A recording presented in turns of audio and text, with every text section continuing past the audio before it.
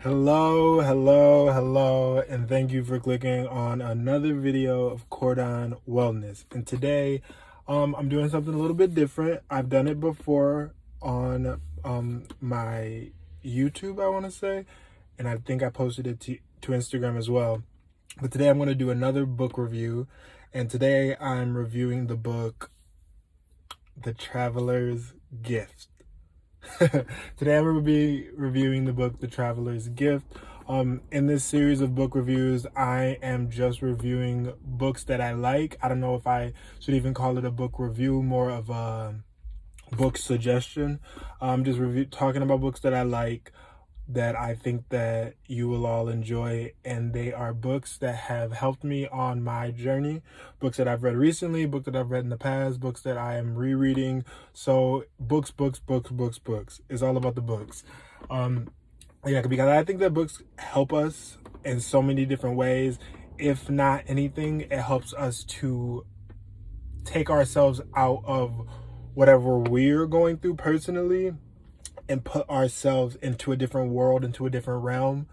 And then from that realm, in that world, we learn all these things, or we hear these interesting stories, or we are just transported, and we can take that knowledge or that feeling or that whatever back to our everyday lives.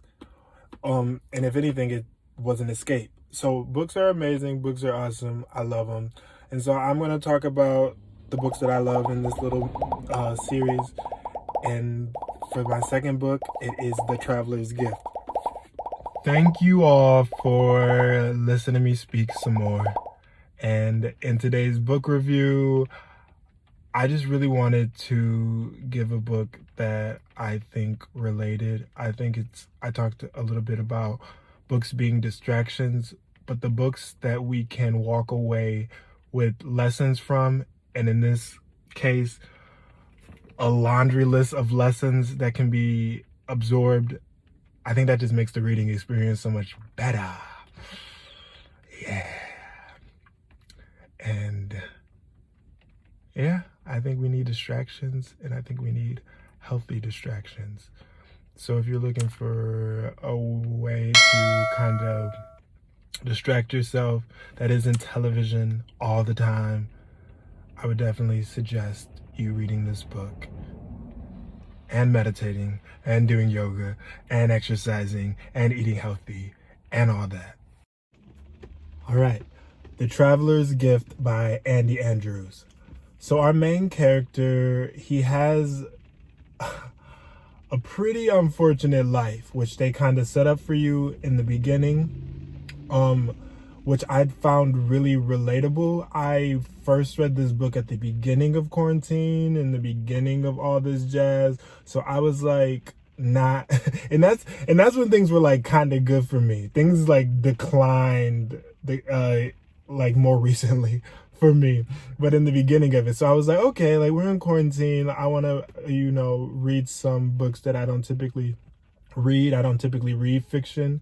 So this book by Andy Andrews is a fictional book about a character named David Ponder. And so David Ponder, he has a pretty crappy life, which we can relate to in 2020. It's pretty crappy for everyone right now. He loses his job, which he's worked at for a really, really, really long time, and they just up and fire him. His daughter gets sick. His daughter gets really, really sick. And because he lost his job, and he also just their family was struggling to begin with, they don't really know how they're going to pay for it. So he's like struggling with that. His daughter's really sick. He it's just a series of unfortunate events, really. So as he's going through this crappy life, this struggle, when I'm going through something, personally, when I'm going through something, I like to go for a walk, or I like to go for a run, or I like to go for a car ride, like a long car ride, or even sit in a car. I like to go for a walk, and that's exactly what he does. He goes for a long drive. He's thinking, he's stressed out. he's having this sort of internal struggle. And while he's having this internal struggle, he notices that it's really icy, it's really snowy outside. And so he's on this icy road. And I don't want to give too much away, but while he's having this internal struggle, boom, he hits a tree. And so he hits this tree and he enters this like dream-like reality. And as he opens his eyes, he realizes that he's in the office of William Churchill, Harry Truman. He's in the office of Harry Truman. I love specific history. I don't love all history. So there's things about history that I remember. And so like I knew who he was, and I knew the story as they continued to go on. I knew the name right away, and then I knew the story as they started to talk about it. But right off the back, I was like, Truman, that sounds familiar. And that's all I needed.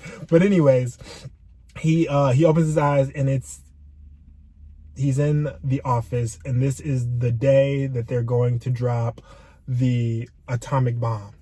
So he's making that decision. And so David, in his own life and his own whatever, he wakes up and he's in the office of this like historical figure who should have been dead years ago. So he's confused, and he's having to make this decision, this huge decision that affected the course of the world. And so the story kind of goes on in that way by it gives you a number of historical figures who after he goes through this sort of like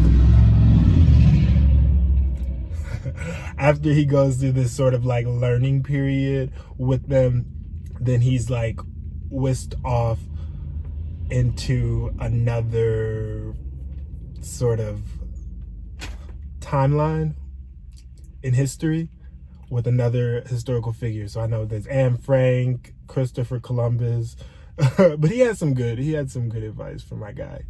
But all of them, they're giving him advice, they're helping him, they're giving him these huge like life lessons, and it's all really, really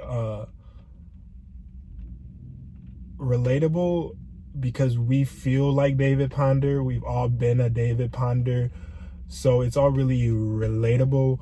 But it's also really interesting the way that they deliver it. I'm trying really hard because like I like to look at book reviews before I read something to get a little bit of a adjust, and then like I don't want to know very specific information, and then when I hear it I'm like no, like you're doing so good. So I'm trying to not reveal the things that I wouldn't want to be revealed in something that I was watching that I had planned on reading. But yes, it's an awesome book. It's an awesome book. A lot of lessons that, you know, people say now. I know that like the book stops here is something that they talk about, and like not passing off responsibility or whatever. Like we have to realize that our life is literally our life because of all the choices we've made. And once we like stop passing blame, even if someone did wrong you, it's like you can't like passing blame. That whole action of passing the blame isn't beneficial to you. It's not, you're not benefiting by being like, oh, like I'm in this because of that person. Okay, so like what are you gonna do now if that's how you feel? And even like even then, like what did you do to make them do that? And I know that's like an unpopular opinion and an unpopular thing to say, like what did you do to make the person do that? But how did you give them access to you? Or what did you do? Like you put yourself in like every single choice you made. We're constantly making a bunch of choices, and every single choice you make leads to where you end up. So passing the buck and the buck stopping here, and Frank teaches him some awesome lessons just about like being happy, because she was going through all that she was going through.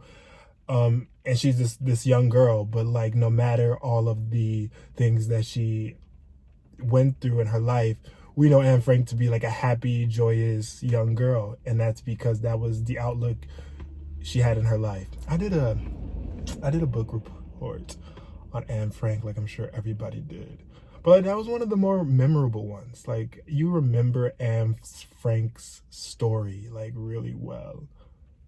So like it was cool that they added that in there, especially because a lot of the other historical figures were older.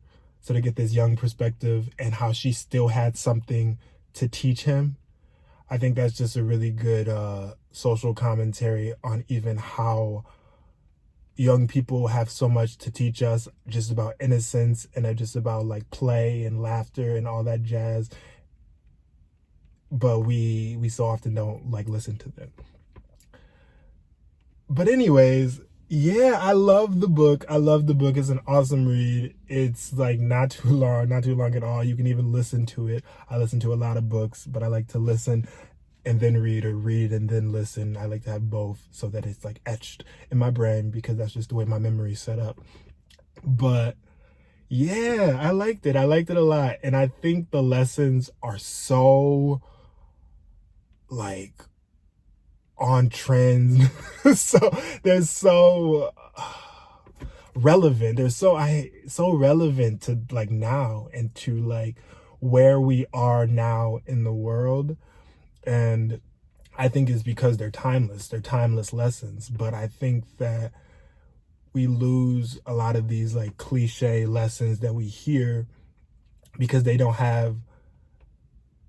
necessarily have these stories attached to it. So, you know, you might know to like, don't pass the buck and the buck stops here, but without there being sort of an antidote, without there being some sort of story that you've heard or that you've been through, or that you know, without it being that,